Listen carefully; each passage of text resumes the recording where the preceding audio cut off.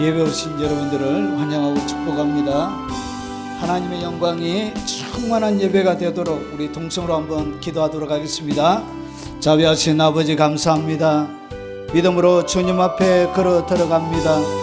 하나님의 영광으로 충만하게 채워주시고 주님 알아가는 기쁨과 즐거움과 감격을 더 허락하여 주시옵기를 원합니다. 하늘로부터 내리는 단비처럼 풍성한 하늘의 영광으로 오늘 이 자리 가운데 충만하게 채워주시옵기를 원합니다. 너희가 내 이름으로 무엇이든지 원하는 대로 구하라 말씀하신 주님, 오늘 주님의 영광을 이 자리에 부어주길 기도합니다. 아버지 하나님, 창세 전부터 가지고 계셨던 그 예수 그리스도의 영광을 이 자리 가운데 불어넣사오니 아버지 충만하게 압도적으로 이 자리를 덮어주시고 하나님의 영광을 깊이 있게 경험하며 알아가는 시간이 되도록 주님 도와주시옵기를 원합니다.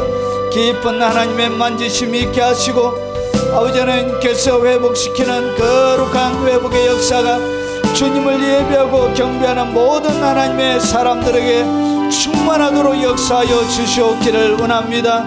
자비하신 아버지, 육체의 연약함을 가지고 하나님 앞에 기도하는 그 간절한 기도에 주님 응답하여 주시고 놀라운 치료와 응답의 역사를 그들의 연약한 육체 가운데 허락하여 주시옵기를 원합니다.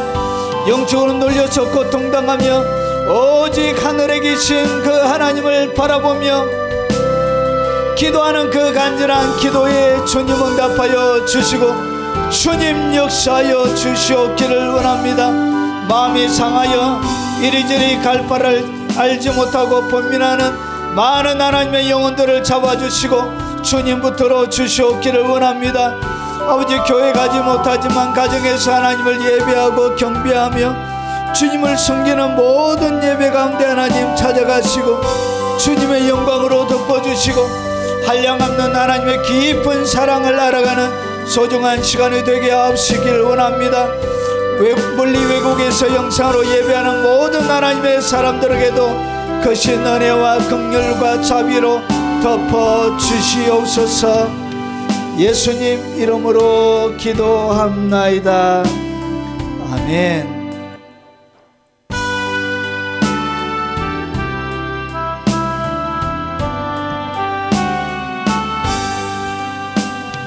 내 주를 가까이 하게 함은 십자가 짐 같은 고생이나 내 일생 소원은 늘 찬송하면서 주께도 나가기 원합니다. 내 주를 가까이 하게 함은 십자가 짐 같은 고생이나 내 일생 소원은 늘 찬송하면서 주께도 나가기 원합니다. 내 고생하는 거 옛야곱이 돌베개 베고자 갔습니다. 꿈에도 소원이 늘 찬송하면서 주께도 나가기 원합니다. 전성에 가는 길 험하여도 생명길 되나니 은혜로다. 천사 날 부르니 늘 찬송하면서 주께도 나가기 원합니다. 천성에 가는 길 험하여도 생명길 되나니 은혜로다. 천사 날 부르니 늘 찬송하면서 주께도 나가기 원합니다. 야곱이 잠 깨어 일어난 후 돌단을 쌓은 거 본받아서 숨질 때 되도록 늘 찬송하면서 주께도 나가기 원합니다. 야곱이 잠 깨어 일어난 후 돌단을 쌓은 거 본받아서 숨질 때 되도록 늘 찬송하면서 주께도 나가기 원합니다.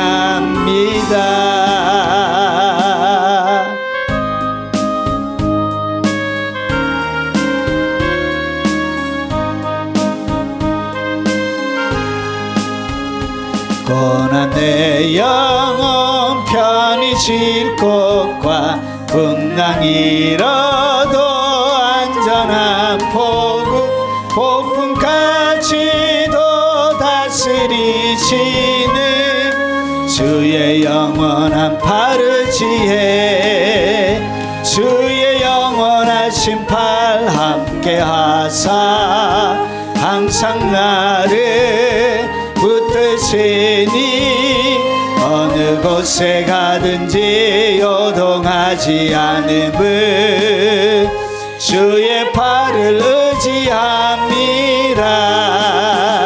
세상 친구들 나를 버려도 예수 늘 함께 동행함으로 주의 은혜가 충만하리니 주의 영원한 파르지에 주의 영원하신 팔 함께 하사 항상 나를 붙드시니 어느 곳에 가든지 요동하지 않음을 주의 팔을 의지합니다.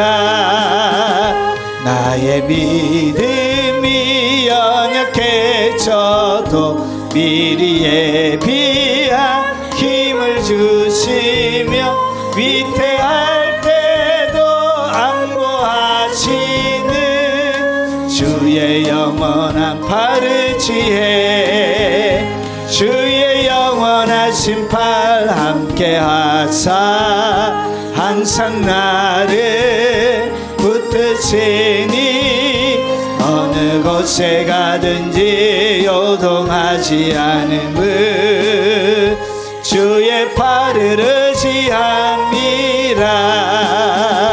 나의 믿음이 연약해져도 미리 예비한 힘을 주시며 위태할 때도 안보하시는 주의 영원한 파르지에 주의 영원하신 팔 함께 하사 항상 나를 붙드시니 어느 곳에 가든지 요동하지 않음을 주의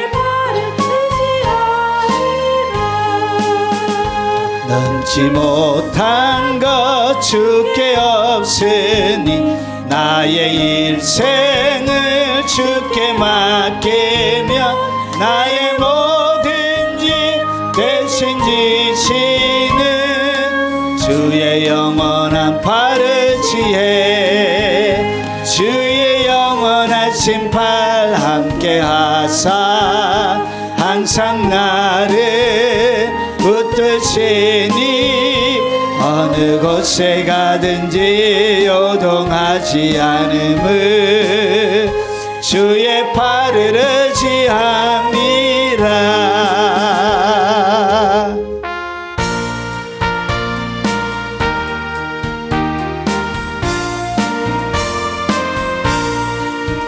십자가 군병들아 주 위에 일어나 이들고 앞서 난 굳세게 싸워라. 주께서 승전하고 영광을 얻도록 그 군대 건드리사 늘 이김 주시네.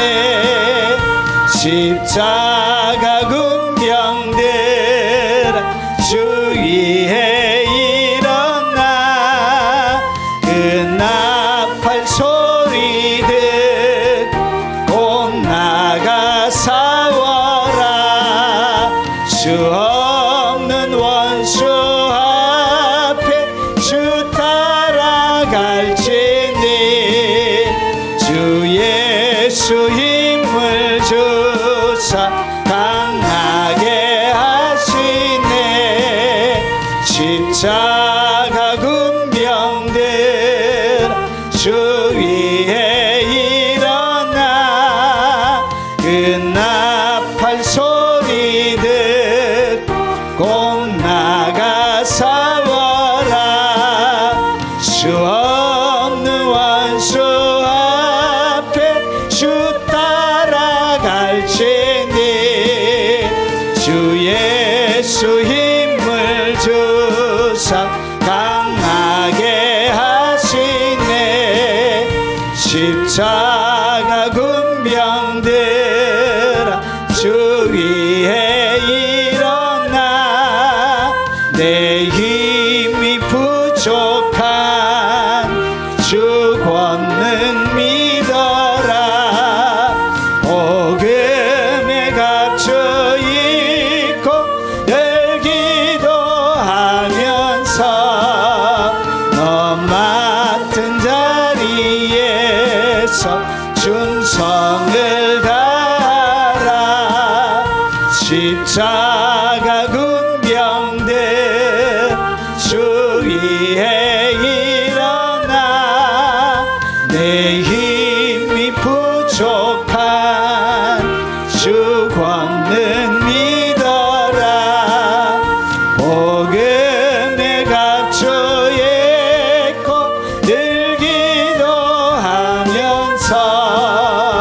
너 맡은 자리에서 충성을 다하라. 십자가 군병들 주 위에 일어나 이 날에 접전한 복개가 부르리.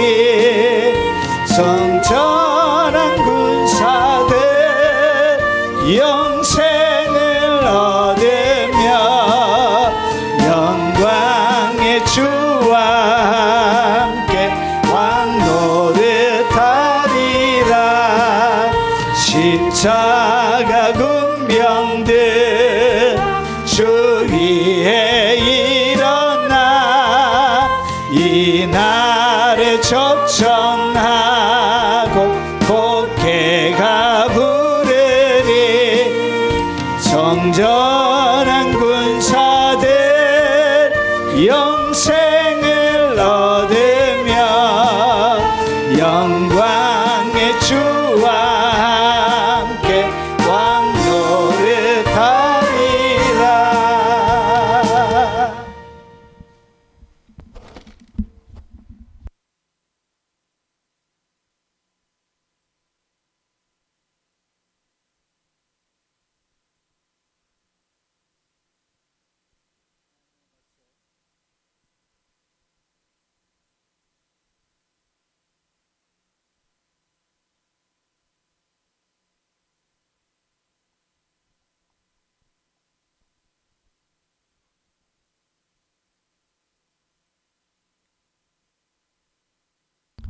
하나님의 말씀의 제목은 영적인 침체로 빠져들어가는 7단계에 대해서 설명을 드리도록 하겠습니다. 부제로는 옛사람과 새사람에 대해서 말씀을 드리도록 하겠습니다.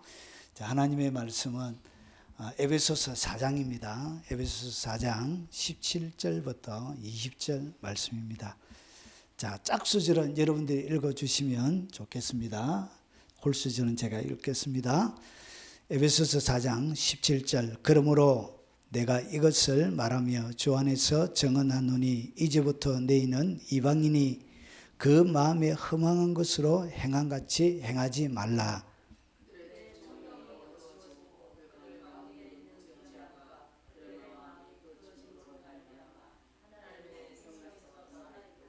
그들이 감각 없는 자가 되어 자신을 방탕에 방임하여 모든 더러운 것을 욕심으로 행하되 오직 너희는 그리스도를 그같이 배우지 아니하였느니라. 아멘. 자, 바로 들어가겠습니다. 성경은 사람을 어떻게 분류하고 있는가? 성경은 사람을 세 종류로 분류하고 있습니다. 첫 번째, 육에 속한 사람이 있습니다. 육에 속했다는 이야기는 뭐냐면 육에 속한 사람은 하나님의 성령의 일들을 받지 아니하나니, 그러니까 하나님의 성령이 하시는 일들에 대한 모든 것을 받지 아니하는 사람을 갖다가 성경은 육에 속한 자다 이렇게 표현하고 있습니다. 여기서 우리가 다른 말로 하면 자연인, 그리고 이방인, 그리고 불신자 이렇게 부를 수 있습니다. 그래서 이 육에 속한 사람은 성령의 일을 받지 아니하기 때문에 예수님을 말 수도 없죠. 영접할 수도 없는 거예요. 그래서 예수 믿지 않는 자연인을 갖다가 우리는 육에 속한 자다 이렇게 바울이 부르고 있습니다. 그리고 두 번째 사람은 신령한 사람이 있습니다. 신령한 자는 모든 것을 판단하나 자기는 아무에게도 판단을 받지 아니하느니라. 신령한 사람 뒤에서 좀 더 설명을 드리겠습니다. 이렇게 신령한 사람으로 불려지는 종류의 사람이 있고요. 그리고 또 한 종류의 사람이 있습니다. 육신에 속한 사람입니다. 앞에는 육에 속한 사람이고요. 오늘 여기는 육신에 속한 사람. 헬라 단어 자체가 이렇게 다르게 분류가 되어져 있습니다. 그러니까 육에 속한 사람이 아니고 육신에 속한 사람이라 이렇게 표현하고 있는 한 종류가 있는데, 보십시오. 형제들아, 내가 신령한 자들 대항같이 너에게 말할 수 없어서 육신에 속한 자 곧 그리스도 안에서 어린아이들을 대항같이 하나라. 그러니까 영적으로 어린아이를 갖다가 성경은 어떻게 부르고 있냐, 육신에 속한 자 이렇게 부르고 있는 것입니다. 그래서 성경에는 사람을 딱 세 종류로 구분합니다. 하나는 자연인, 육에 속한 자, 그리고 하나는 육신에 속한 자, 영적인 어린아이를 이야기하고요. 또 하나는 신령한 자, 장성한 자를 이렇게 이야기합니다. 그래서 너희는 아직도 육신에 속한 자로다. 너희 가운데 시기와 분쟁이 있으니 자 어찌 육신에 속하여 사람을 따라 행함이 아니리요. 그렇게 이렇게 육신을, 그러니까 육에 속한 자와 육신에 속한 자는 별 차이가 없습니다. 별 차이가 없는데 육신에 속한 자와 육에 속한 자의 차이점은 뭐냐? 예수님을 영접했다. 예수님을 영접한 사람은 똑같이 예전의 삶으로 살아가도 그 사람을 갖다가 어떻게 부르고 있다고요? 그리스도 안에 어린아이, 육신에 속한 자라 부르고 있고요. 그리고 예수님을 전혀 영접하지 않는 자는 육에 속한 자라고 이렇게 분류하고 있습니다. 자, 그러면 신자에게는 오늘 전체 사람을 하나님 성경은 세 종류로 분류하며 신자는 두 종류로 분류를 합니다. 자, 오늘 우리에게 보니까 우리가 읽었던 것이 뭐냐? 육신에 속한 자, 그리고 오늘 신령한 자. 요것이 성경이 예수 믿는 사람을 두 종류로 구분하는 두 종류인데, 육신에 속한 자를 갖다 오늘 고린도 전서에는 육신에 속한 사람, 신령한 사람 이렇게 설명을 하는데, 고린도 후서에는 바울이 똑같은 것을 가지고 다른 단어로 설명을 하고 있습니다. 그러므로 우리가 낙심하지 아니하노니 우리의 겉사람은 낡아지나 우리의 속사람은 날로 새로워지는도다. 오늘 여기서 이야기하는 이 그 사람은 바로 육에 속한 것을 이야기하고요. 그리고 속사람은 신령한 영에 속한 영을 이야기하는 것입니다. 그래서 이 그 사람은 우리의 육체와 혼을 이야기하는 것이고요. 그리고 이 속사람은 우리의 영을 얘기하는 것입니다. 자, 이것을 갖다가 에베소서 3장 16절에도 뭐라고 표현하고 있냐? 그의 영광의 풍성을 따라 그의 성령으로 말미암아 너희 속사람을 능력으로 강건하게 하시오며, 오늘 여기에도 속사람으로 이렇게 사람을 분류하고 있습니다. 그래서 속사람으로 살아가는 그리스도인이 있고요. 하나는 그 사람의 영역에서 그 사람이 잘 되기 위해서. 그래서 그 사람이 잘 된다는 이야기는 뭐냐면 육체가 영광을 얻는 것을 이야기합니다. 그래서 육체가 잘 되는 걸 이야기합니다. 건강하고 그리고 성공하고 그리고 여러분 육체가 살아가는 환경도 잘 되어지고 자녀들도 잘 되어지고 사업도 번창하고 그리고 성진하고 이런 그 사람의 영역을 이야기합니다. 명예와 권세와 물질을 추구하는 이런 그 사람의 영역으로 살아가는 그런 그리스도인들이 있고요. 오직 영으로 살아가는 속사람으로 살아가는 사람이 있다, 이렇게 설명하고 있는 것입니다. 자, 오늘 우리가 읽었던 에베소서 4장, 여기는 이 고린도전서의 후서에는 신령한 사람, 육신에 속한 사람, 그 사람, 새 사람, 속사람 이렇게 설명하는데 똑같은 이야기를 에베소서에는 또 다르게 설명하고 있습니다. 바울이 이렇게 설명합니다. 너희는 유혹의 욕심을 따라 썩어져가는 구습을 따르는 옛사람을 벗어버리고. 그러니까 오늘 이 옛사람이 뭐냐? 바로 그 사람이란 것이죠. 그리고 오늘 이게 오직 너희의 심령이 새롭게 되어 하나님을 따라 진리의 거룩함으로 지으심을 받은 새 사람을 입어라. 오늘 여기서 이야기하는 새 사람은 속 사람을 이야기합니다. 그러니까 성경에 나오는 이 사람에 대한 분류는 여기 답니다.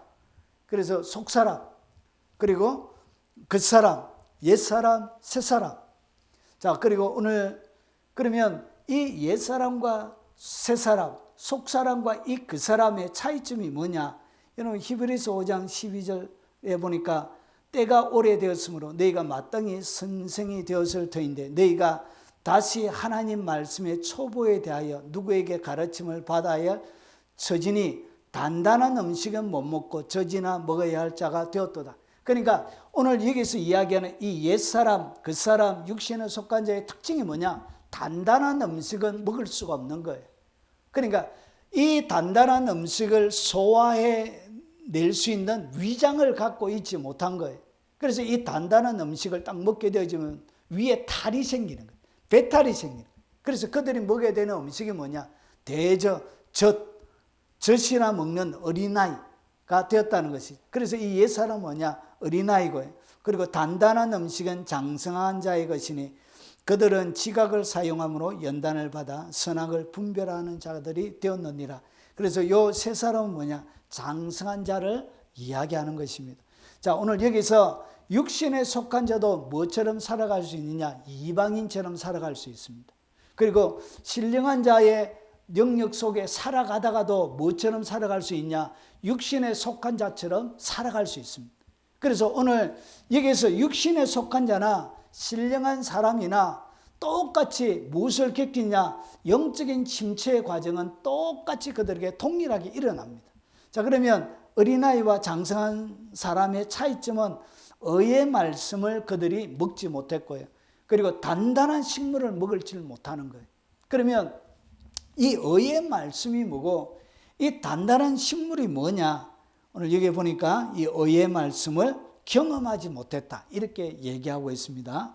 자, 이 의의 말씀은 뭐냐? 디모데전서 6장 3절과 5절에 보면 누구든지 다른 교훈을 하며 바른 말 곧 우리 주 예수 그리스도의 말씀과 경건에 관한 교훈을 따르지 아니하면, 오늘 여기서 보니까 의의 말씀, 이 의의 말씀이 뭐냐? 여기에 우리 주 예수 그리스도의 말씀을 이야기하는 것이고요. 오늘 여기에 경건에 관한 교훈을 얘기합니다. 그래서 의란 것은 뭐냐? 정의롭게 살아가는 것, 거룩하고 어렵게 살아가는 것, 그렇게 정의롭고 거룩하고 어렵게 살아가도록 경건하도록 살아가도록 하는 그 말씀을 뭐하지 못했다고요. 경험하지 못한 자가 영적인 어린아이가 된다는 것이. 그래서 이 경건에 대하여 잘 알지 못하는 거예요. 그리고 그 경건한 삶을 살아가지도 경험하지 못했다는 것은 그렇게 경건하게 살아가지 못하는 것입니다. 자, 그래서 그런 이런 자들은 특징이 뭐냐? 그리고 어린아이의 특징이 뭐냐? 그는 교만하여 아무것도 알지 못하고, 그러니까 의의 말씀, 단단한 식물을 먹지 않는 사람은 첫 번째 특징이 뭐냐? 예수님을 믿으면서도 그 사람들은 교만하여 아무것도 알지 못한다. 그러니까 경건에 관한, 의에 관한 말씀을 알지 못하는 사람은 성경이 뭐라고 그러냐? 그는 교만하여 아무것도 알지 못한대. 그 사람은 모른다는 거지. 영적인 일에 대하여 그 사람 문외한이라는 것이죠.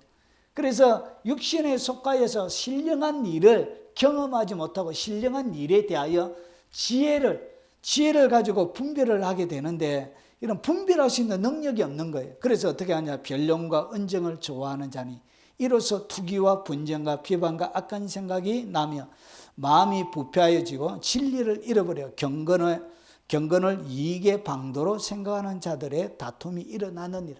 결국은 이 사람들은 계속적으로 삶을 살아가는 전반의 영역에서 뭐가 일어나냐? 다툼이 일어납니다. 끊임없이 다툼이. 자, 그리고 거기에 뭐가 일어나냐? 마음이 부패하여지고 결국은 진리를 잃어버리게 되어집니다. 마음이 부패하고 진리를 잃어버리게 되어지는데, 그러면 어떻게 마음이 부패해져 가고 진리를 잃어버려져 가는지 그 7가지의 과정을 바울이 에베소서에서 더 상세하게 설명하고 있습니다. 자, 그러면 한번 보겠습니다. 육에 속한 사람들, 즉 이방인을 이야기합니다. 이방인의 7가지의 특징이 뭐냐? 우리가 타락해 가는 과정과 똑같이 되어져 있습니다. 육신에 속한 자가 타락해 가는 과정이나, 그리고 신령한 자가 타락해 가는 과정이나, 오늘 여기에서 이야기하는 이방인의 7가지의 그 특징이 똑같이 되어져 있습니다. 자, 이렇게 여러분이 타락해 갑니다. 그래서 여러분 오늘 말씀을 딱 들을 때 여러분이 1, 2, 3, 5, 6, 7까지 제가 소개를 딱 할 때 몇 번째 와 있는지 한번 보십시오. 혹시나 요 7가지에 여러분이 걸리고 있다면 여러분들은 영적인 어린아이입니다. 어린아이. 장성한 분량의 말씀이 뭔지 아직 의의 말씀을 경험하지 못한 자입니다. 그리고 단단한 식물을 아직까지 먹어본 경험이 없는 사람입니다. 자, 한번 보겠습니다.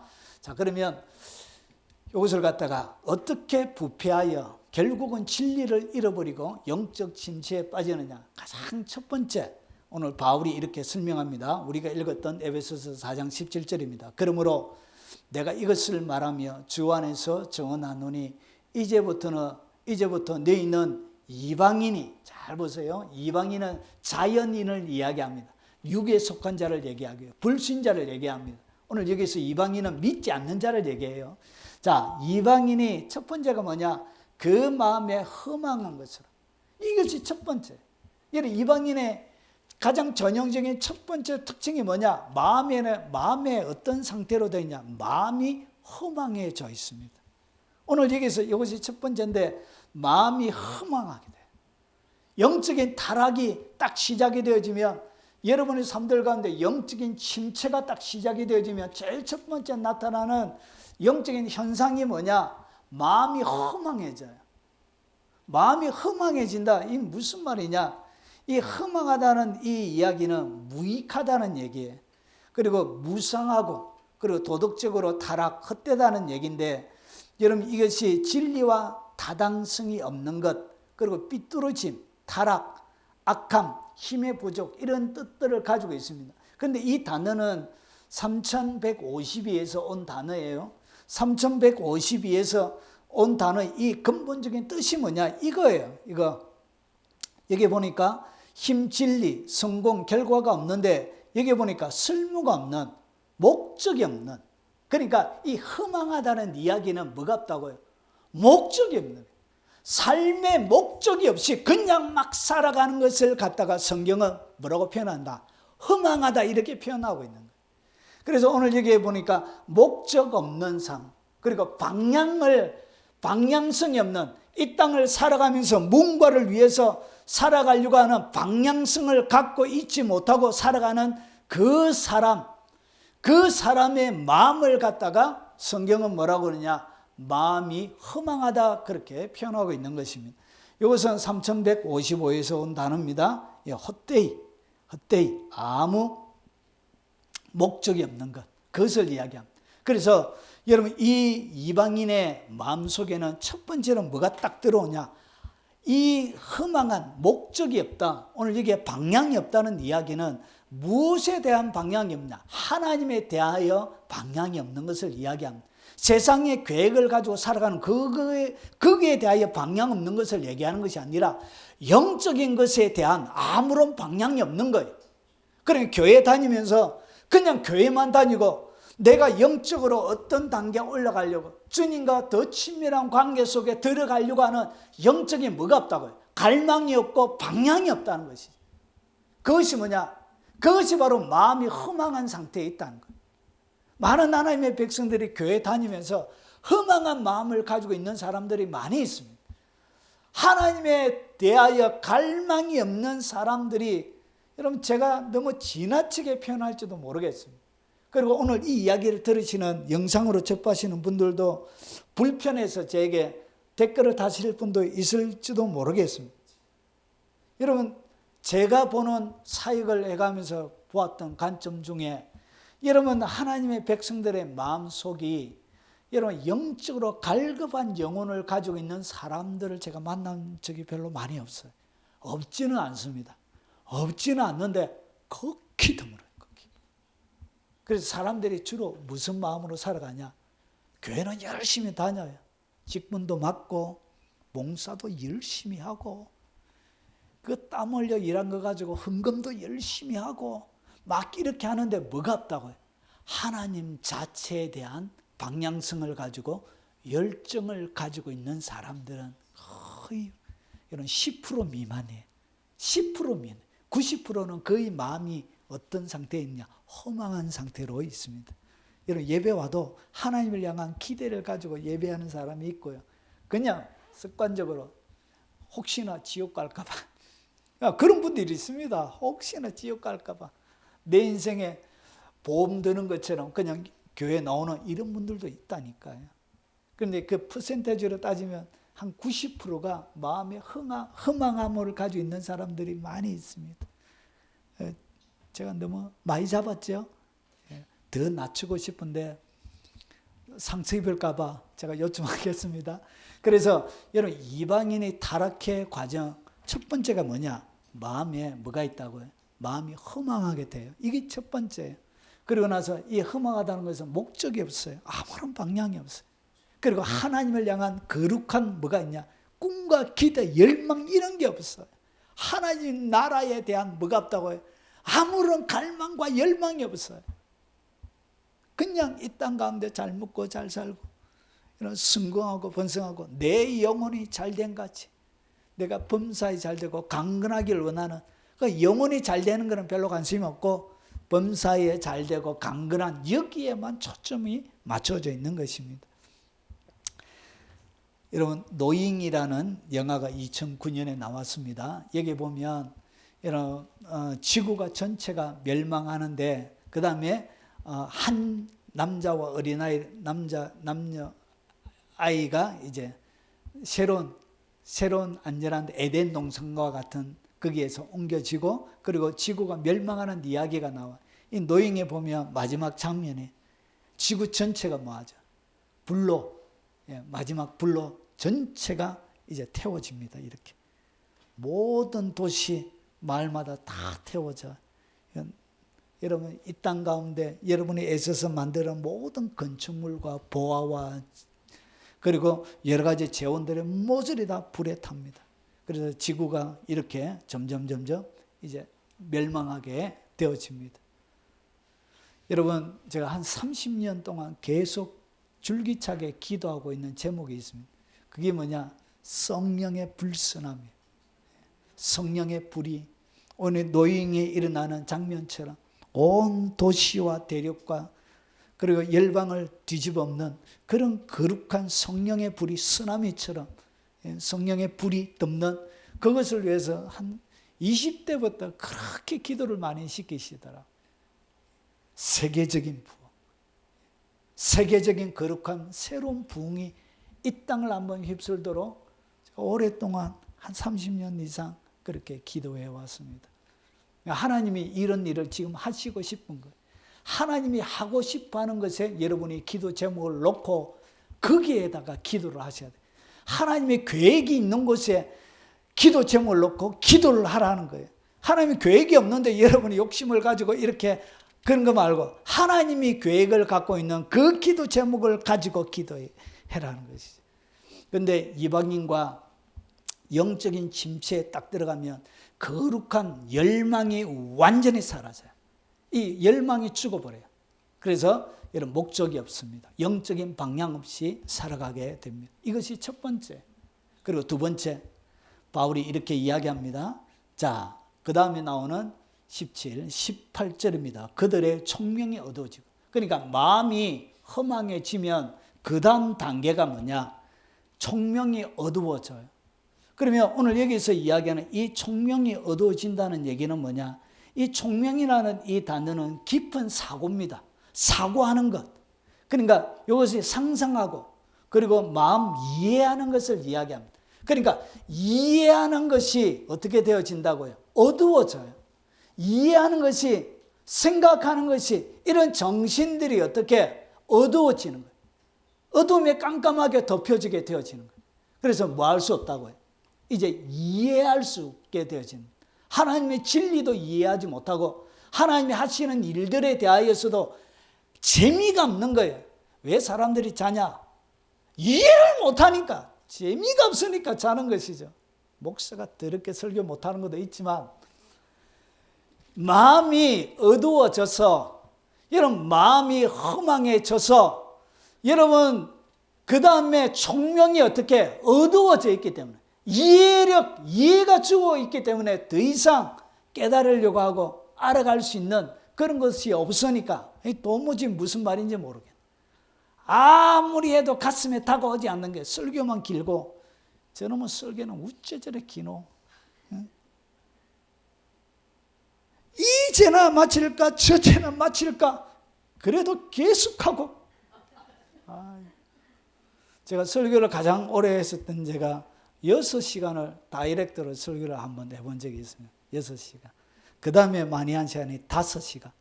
5시간 설교해가지고 쫓겨났습니다. 집회 강사로, 청년회 강사로 갔는데 그만해 주십시오 하고 10시부터 해가지고 새벽 3시까지 했으니까.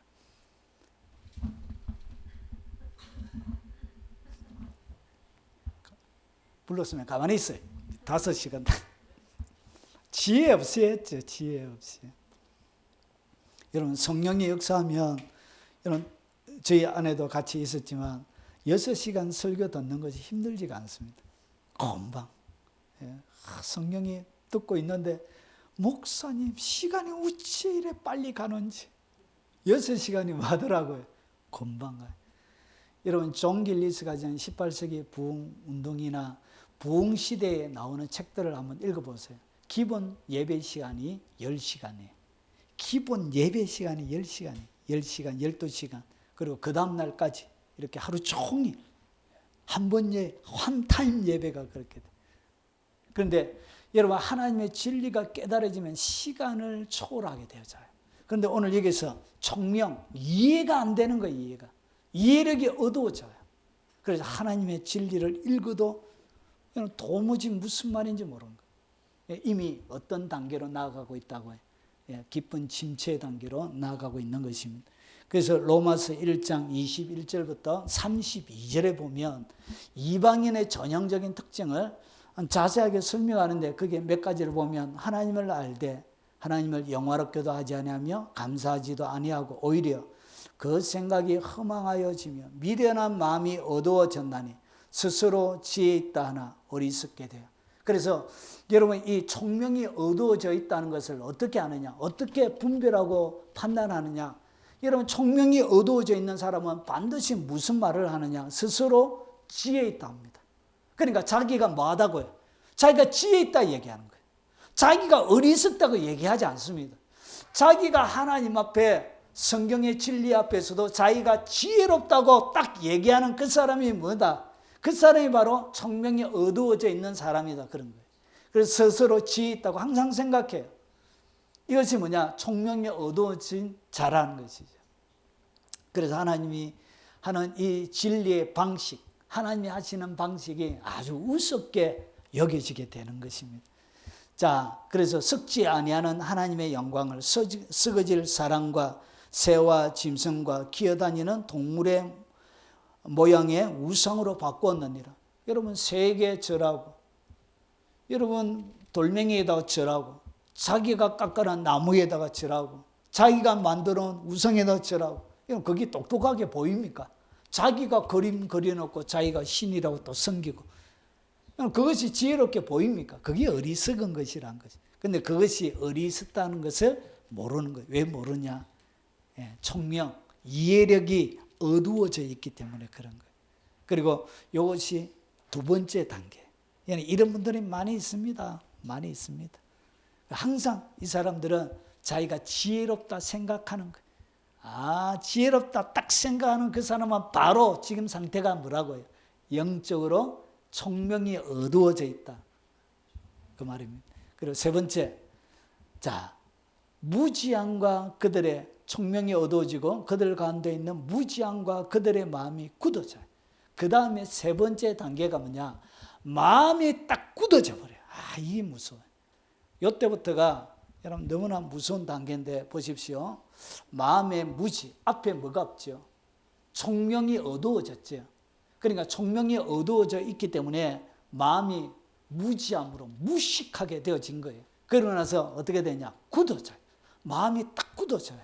근데 이 마음이 굳어진다는 이 단어가 무서운 단어예요. 왜 무서운 단어냐? 어리석음, 무감각한 굳어짐이라는 단어인데 이것은 4456에서 온 단어예요. 이것이 뭐냐? 돌이 된다는 거예요. 여기 헬라 원문으로 이 프로는 대리석을 해요. 대리석. 마음이 뭐처럼 되어지는?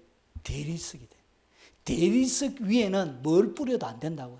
아무리 씨를 뿌려도 여러분 씨가 여러분 대리석을 뚫고 들어갈 수가 없어요.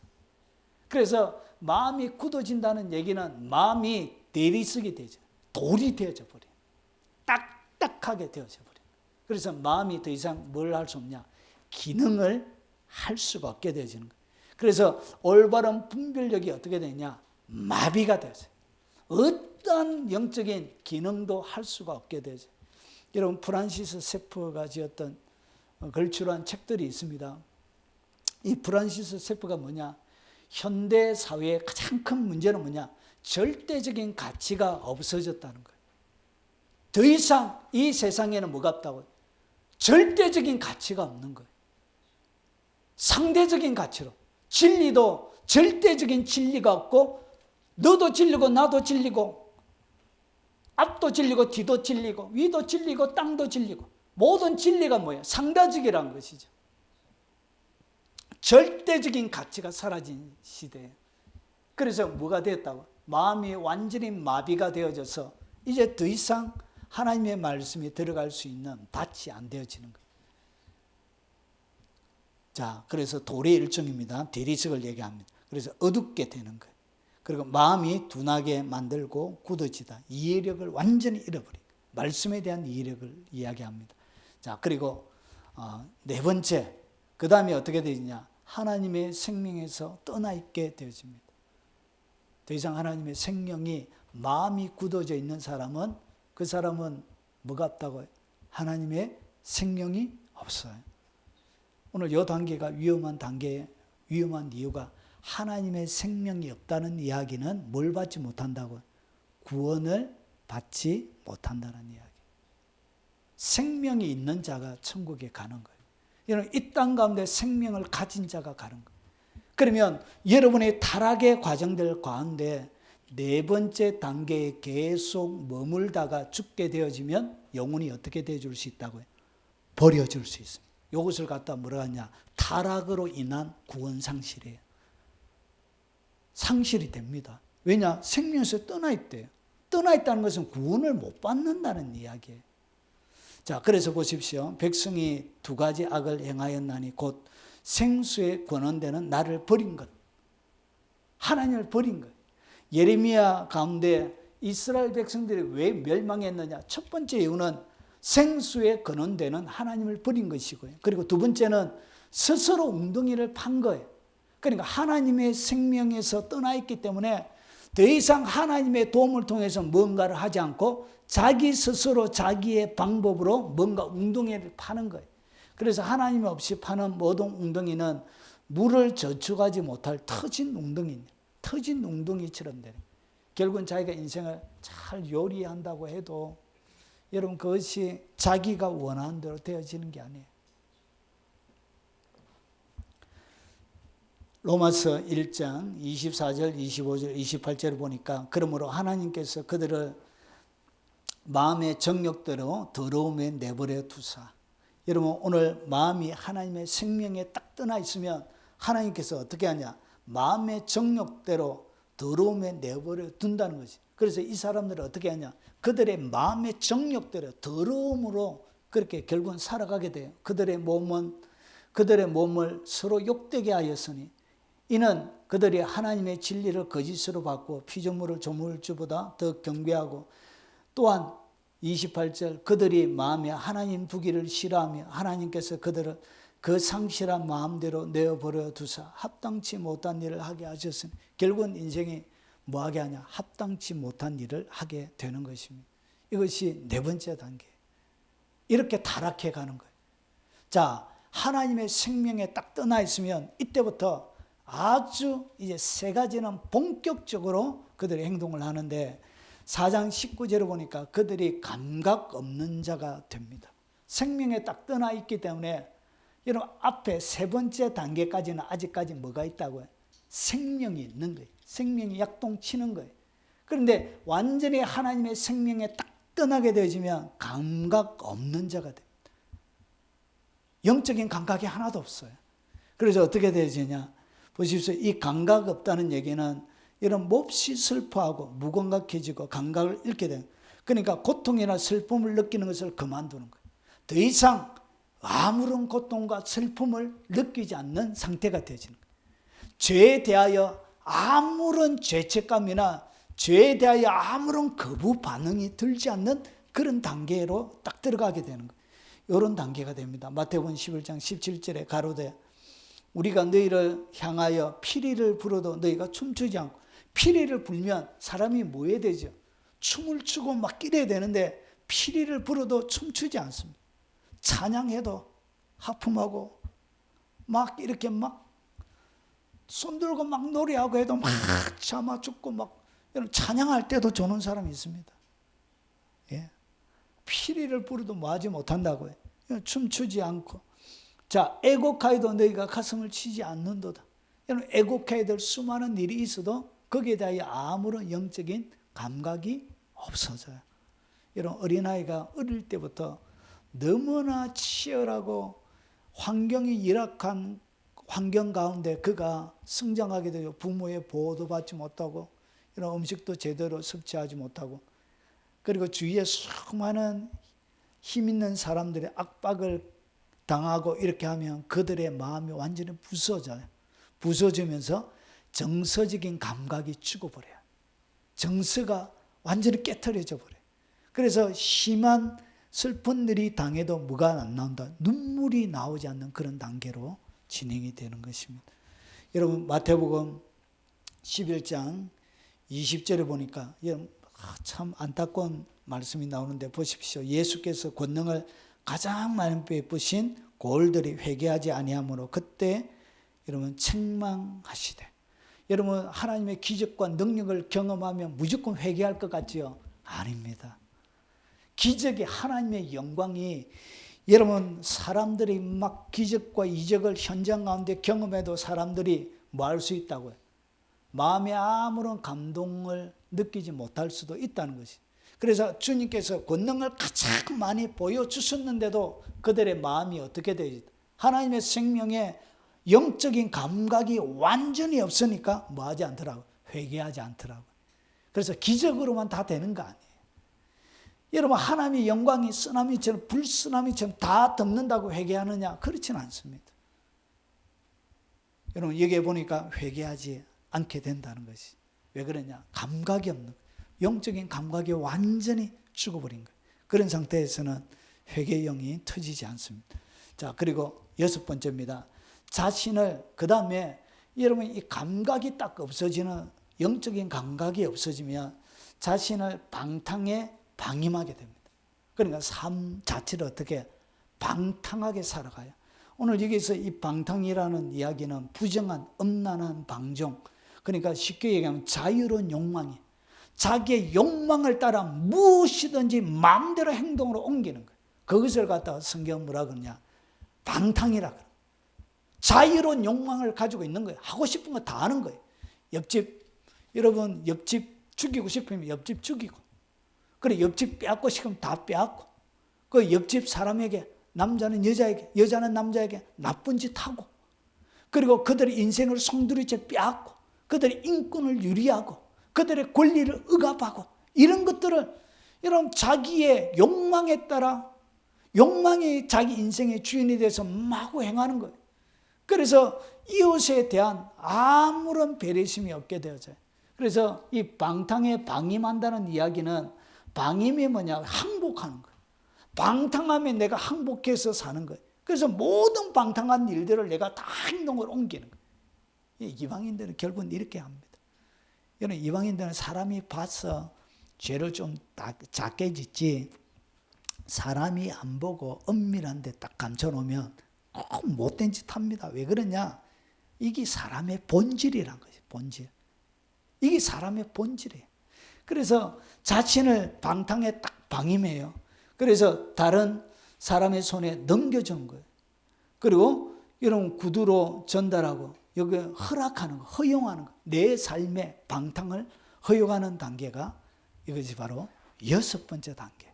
여러분, 이렇게 여러분의 타락의 과정을 거칩니다. 그리고 마지막으로 뭘 하냐? 모든 더러운 것을 욕심으로 행하게 돼. 뭘 행하느냐? 더러운 거 행하게 돼. 더러운 거. 더러운 것을 욕심을 부리는 거예요. 그리고 이 더러운 것을 욕심으로 막 행하게 되어져요. 이것이 마지막 7번째 단계. 그래서 이 마지막 모든 더러운 것을 욕심으로 행하는 최고의 단계는 어디서 드러나냐? 전쟁에서 드러나요. 전쟁에서 드러나요. 그래서 우리 하마스 대원들이 했던 악한 행동들이 이제 막 드러나기 시작하죠. 집단 강간하고, 여러분 인간에게 할 수 없는 그런 참혹한 일들을 막 하고, 그래서 뭐하냐? 모든 더러운 것을 무엇으로? 욕심으로 막 행하게 되어지는 거예요. 여기서는 욕심은 뭐냐? 탐욕을 얘기하면 사기하고 강탈하고, 그리고 더 가지려고 하는 그런 욕심을 이야기합니다. 그래서 뭘 하냐? 더러운 것을 하는. 이 더럽다, 여기서 뭘 얘기하냐? 육체적으로, 도덕적으로 불결한 일을 하는 거예요. 여러분, 육체적으로, 도덕적으로 이 불길한 일을, 더러운 일들을 막 행하게 되어서, 이것이 여러분 영적인 타락의 7번째 마지막 과정. 이것이 마지막이에요. 이런 사람들은 구원 못 받습니다. 4, 5, 6, 7 이 단계에 놓여져 있는 사람들은 그 영혼이 굉장히 위험한 단계에 있는 거예요. 여러분, 그런 단계로 살아가면 큰일 나요. 그 침체의 단계가 오래 계속 가면 교회는 다지지만 진짜 하나님의 사람은 그 사람은 아니에요. 자, 그러므로 여기에 정욕대로 더러움에 내어버려도 있고, 부끄러운 욕심, 그리고 그릇됨, 부끄러운 일을, 남자가 남자와 더불어 부끄러운 일을 행하고, 그리고 합당치 못한 일을 더럽게 육체를 가지고 그렇게 하게 되어집니다. 자, 정리를 해보면 이렇습니다. 자, 육신에 속한 사람, 이방인의 7가지의 특징이 결국 뭐와 똑같다고요? 영적인 침체에 들어가는 순서와 똑같이 되어져 있습니다. 자, 그래서 첫 번째는 뭐냐? 마음이 허망해집니다. 마음이 험하게진다. 목적이 없는 거예요. 방향이 없는 거예요. 믿음의 방향, 이런 방향이 없는 거예요. 그리고 두 번째는 총명, 생각, 이성이 어두워지는 거예요. 잘 분별을 못하게 되는 거예요. 그 사람은 어떤 자다.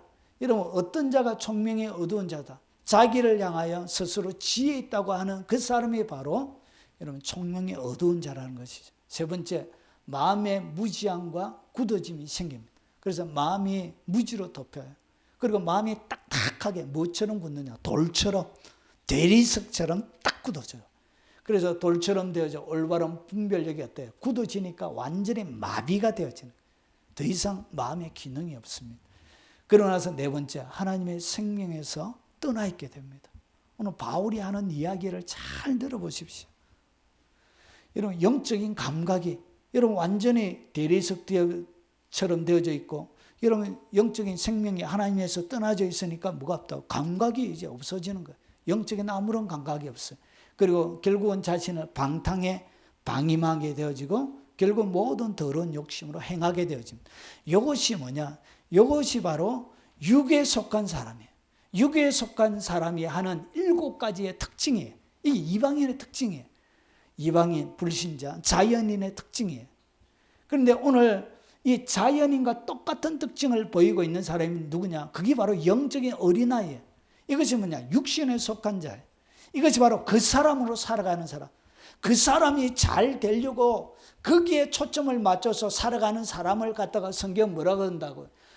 그 사람의 초점을 맞추면 맞출수록 이 이방인의 단계처럼 영적인 7과정을 거치게 되어지는 거예요. 그리고 이것이 뭐냐? 옛사람이에요. 예수 믿기 전에 옛날에 살았던 육체 본성의 삶이란 것이죠. 그리고 이것을 갖다가 뭐라 하냐? 영적인 어린아이라 그래요.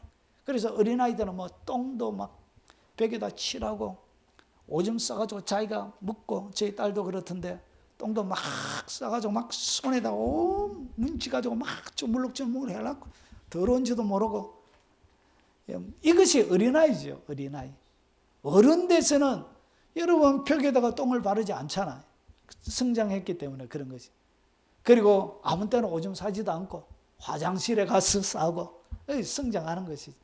자, 그래서 보십시오. 이 예수 그리스도의 죽으심을 통해서 여러분 예전에는 육신에 속한 사람이었는데 예수님을 믿음으로 새 생명을 얻었는 거예요.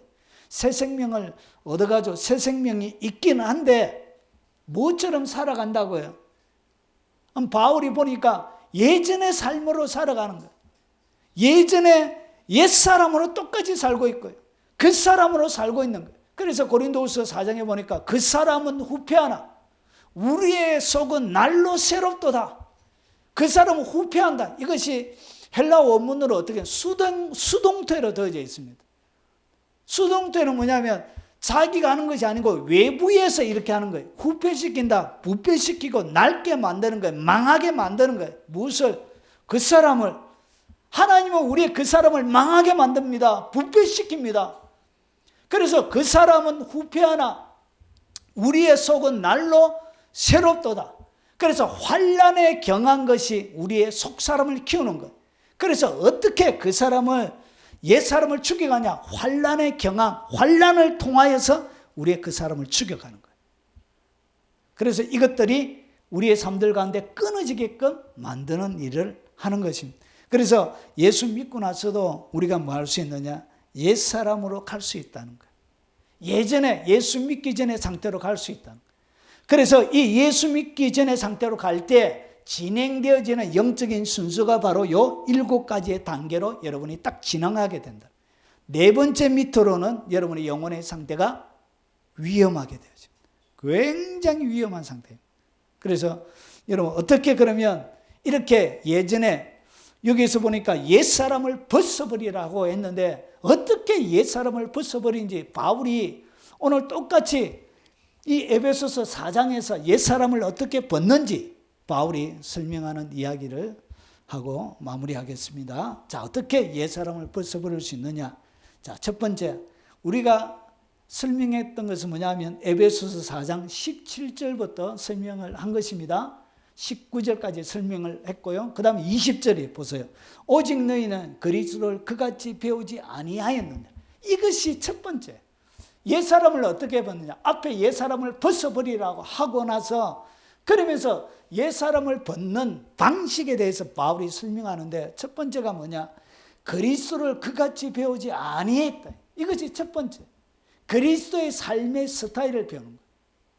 그리스도를 그같이 배우지 아니하였다는 것은 단순하게 예수님에 대해서 배운 것이 아니고, 여러분 뭐 했다고요? 그리스도의 인격과 삶의 스타일을 배우는 거예요. 오늘 여기서 잘 보십시오. 예수님을 이렇게 배우지 않았다 하지 않고 그리스도라 그러지요. 너희는 예수를 이렇게 배우지 아니하였다 이렇게 얘기하지 않고, 오늘 바울은 그리스도에 대하여 이렇게 이야기합니다. 예수는 예수님의 이름이죠. 그리스도는 뭐죠? 기름 부음을 받았다는 말이죠. 왕으로, 제사장으로, 선지자로. 그래서 이 그리스도는 뭘 얘기하냐? 주님의 사역, 그 삶의 모습을 이야기하는 거예요. 하나님의 사역을 위해서, 그리고 하나님의 영광을 위해서 그가 어떻게 이 땅 가운데 직분자의 삶으로, 구원받은 자의 삶을 사명으로 살았는지, 그 사명으로 살았던 그 삶의 스타일과 그 방식을 이야기하는 거예요. 그래서 그리스도의 인격과 그 삶을 배워야 되는 거예요. 그 삶을 배우는 과정을 통해서 뭐가 벗겨진다고요? 그래서 예수님의 모습, 이 모습이 뭐냐? 그것이 바로 새 사람의 모습이고, 예수님의 모습이 바로 속 사람의 모습이고, 예수님의 모습이 신령한 자의 모습이고, 예수님의 모습이 장성한 자의 그 모습인 거예요. 그래서 그 모습을 벤치마킹하라는 것이죠. 그분이 살았던 그 삶의 형태로 여러분이 배우라는 것이죠. 뭘 배우라? 그의 삶과 그분의 인격을 배우라는 거예요. 이것을 배워야 되는 거예요. 그래서 이 그리스도의 사역, 그분의 삶을 위해서 그분의 온유와 겸손, 자기를 죽기까지 십자가에 복종하셨던 자아를 파쇄시키고 부숴드렸던 그 주님의 그 마음, 그 삶의 방식을 배우라는 거예요. 예전의 그 모습대로 살아가지 말고 예수님께서 보여주셨던 그 인격, 그 삶의 스타일을 배우는 것이 첫 번째. 이걸 배워야 돼. 그래야 어디로 간다고요? 그리스도의 장성한 분량에 여러분이 나아가게 된다는 거예요. 이 삶의 스타일, 삶의 방식을 배워야 되는 거예요. 여러분 이상하게 그냥 지식적으로 알아라 이렇게 이야기하지 않고 배우라 그래요. 배우라. 그래서 형식적인 것이 말고 여러분의 온 삶을 통하여 그분이 하셨던 그것을 철저하게 배우는 것이 첫 번째입니다. 그리고 두 번째는 진리가 예수 안에 있는 것 같이, 진리, 예수님이 곧 진리죠. 내가 곧 길이요 진리요 생명. 예수님 안에 진리가 풍성하고 예수님 자체가 진리인데, 자 그런데 잘 보세요. 너희가 참으로 그에게 듣고, 두 번째는 듣고라. 여러분 이것은 여러분 단순하게 우리가 하나님의 말씀을 지식적으로 알고 있으라 이 정도의 것이 아니고 들으래. 이 얘기는 뭐냐? 말씀이 내게 말씀하시도록 하라 그 말입니다. 오늘 예수님이 내게 말씀하시도록 하라. 이 얘기는 말씀이 내게 말하도록 해라는 거예요. 그래서 성경이 내게 말하는 것을 여러분이 들으라는 거예요. 들으라. 이것은 주님과의 깊은 인격적인 교제를 전제로 하고 하는 말입니다. 그래서 단순하게 성경을 읽는 정도가 아니고 성경이 나로 하여금 성경이 내게 말하도록 여러분이 뭐하라? 그분의 말씀을 들으라는 거예요. 들어야 되는 거예요. 들어야 기적이에요. 여러분 수많은 기적을 경험했던 환자들은 무엇을 통하여 그들의 기적을 경험했냐? 예수의 소문을 듣고 누구에게 갔죠? 예수님께 간 거예요. 그러니까 그들이 듣는 것을 통해서 믿음은 들으면서 나고, 들으면 믿음이 나는 것이. 그래서 읽음으로 나는 것이 아니에요. 여기서는 무엇으로? 들음으로 나는 거예요. 믿음으로. 그래서 주님의 말씀을 내가 들으라는 것이. 이것은 깊은 인격적인 교제를 전제로 하고 있는 것입니다. 그래서 진리의 말씀을 들어야 돼요. 여러분이 살아가면서 끊임없이 하나님의 진리가 내게 속삭이는 그 하나님의 진리의 말씀을 계속 들을 수 있도록 귀를 그분 앞에 들여야 되는 거예요. 그래서 깊은 교제를 통하여 레마의 말씀을 듣는 것입니다. 기록되어져 있는 이 말씀이 내게 하시는 말씀으로 들어야 되는 거예요. 그래서 듣는 삶이 되어져야 되는 거예요. 그래서 많이 들어야 돼요. 주여, 뭘 원하십니까? 말씀해 주세요. 내가 듣겠습니다. 이것이 뭐냐? 이것이 그 사람, 옛사람을 벗어버린 거예요. 옛사람의 특징이 뭐냐? 자기를 가장 지혜롭게 여겨서 자기가 주인이 되어서 마음대로 살아가는 것이 그게 옛사람의 특징이에요. 자기를 가장 현명하다고 생각하는 거예요. 근데 자기가 가장 현명하지 않다고 생각하면서 하나님의 그 경영권 앞에 나의 생각을 죽이고 나의 경영권을 내려놓고 나의 선택권도 내려놓고 결정권도 내려놓고 주님이 내게 말씀하셔서 들려주는 대로 내가 결정하겠습니다. 내가 가겠습니다. 이런 자세. 이것이 뭐냐? 이것이 바로 새 사람을 입는 것이고 이것이 바로 여러분 속 사람으로 살아가는 것이고 이것이 바로 신령한 자의 삶이란 것이죠.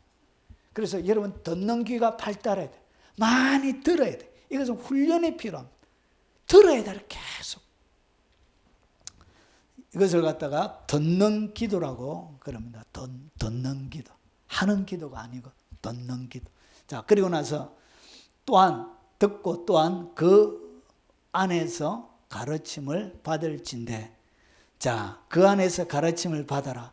그러면 무엇에 대하여 주님이 주로 가르치느냐? 너희는 유혹의 욕심을 따라 썩어져가는 구습을 따르는 옛사람을 벗어버리고 유혹의 욕심을 따라 썩어져가는 수많은 구습들에 대하여 주님이 뭐 한다고요? 꽉 찌릅니다. 아프게 꽉 찔러요. 주님과 연합되어지지 않는 그런 것들을 주님이 세밀하게 와서서 얘야 그거는 구시하다. 에베소 교회를 향하여 너 참 열심도 있고 헌신도 있고 거짓 선지자도 밝혀내고 수고하고 애쓰고 그런 건 내가 다 알지만 한 가지 뭐가 부족하다. 첫사랑 버린 것. 나 그거 사대 교회에게 너희가 옷을 더럽혔구나 이렇게. 행위의 온전한 것을 찾지 못했다. 이러면서 주님이 뭐 한다고요? 7 교회에게 하셨던 것처럼 주님이 직접 오셔서 어떻게 하냐? 여러분의 마음의 감동으로 하나님의 말씀을 통해서 들을 때 여러분의 삶들 가운데 수많은 구속들을 뭐 한다고요? 여러분 교정해 주십니다. 그래서 여러분이 주님 앞에 교정받고 가르침을 받는 거예요.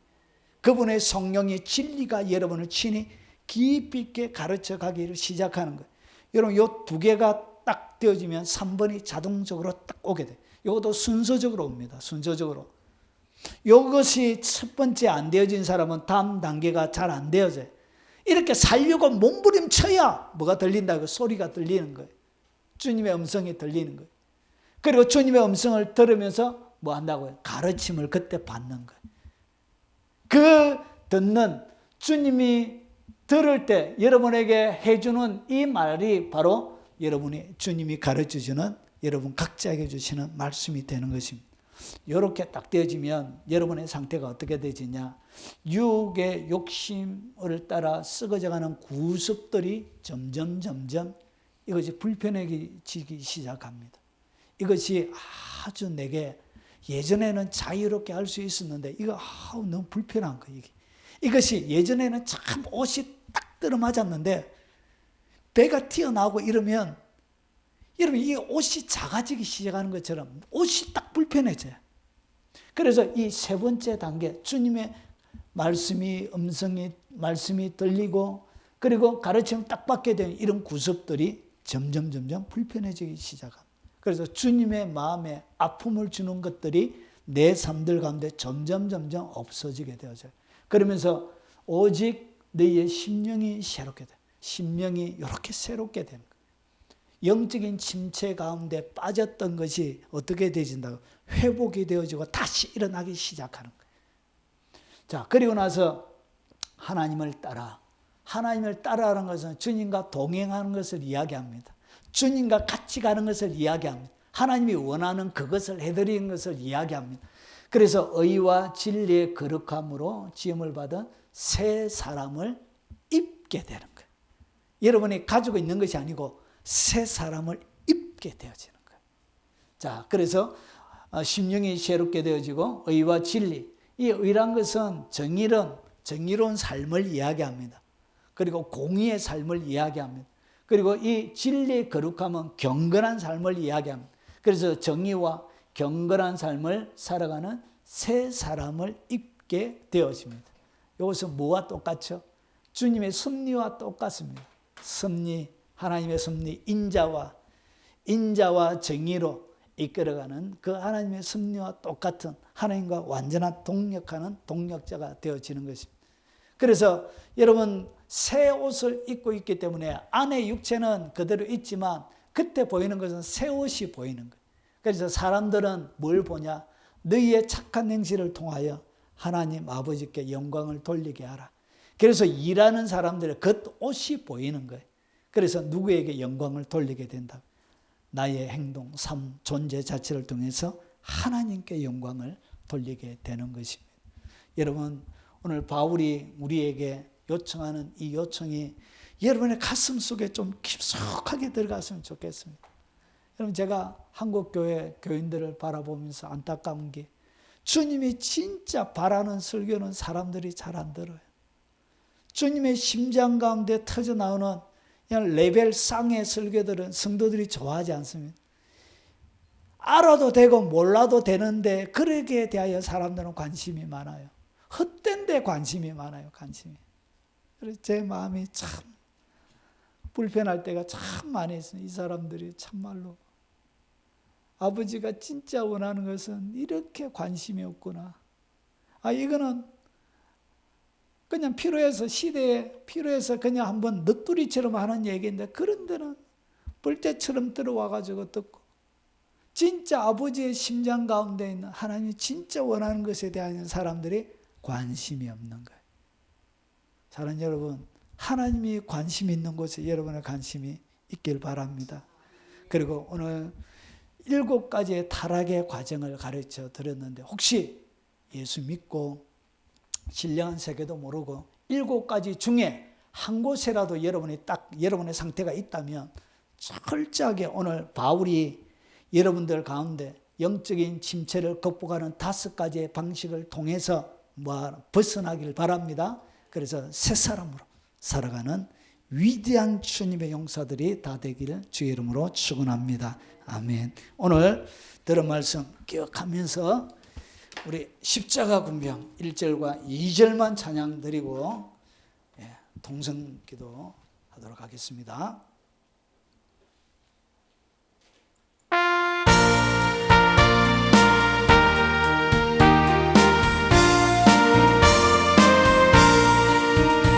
십자가 군병들아 주 위에 일어나 이들고 앞섰나 우세게 싸워라 주께서 승전하고 영광을 얻도록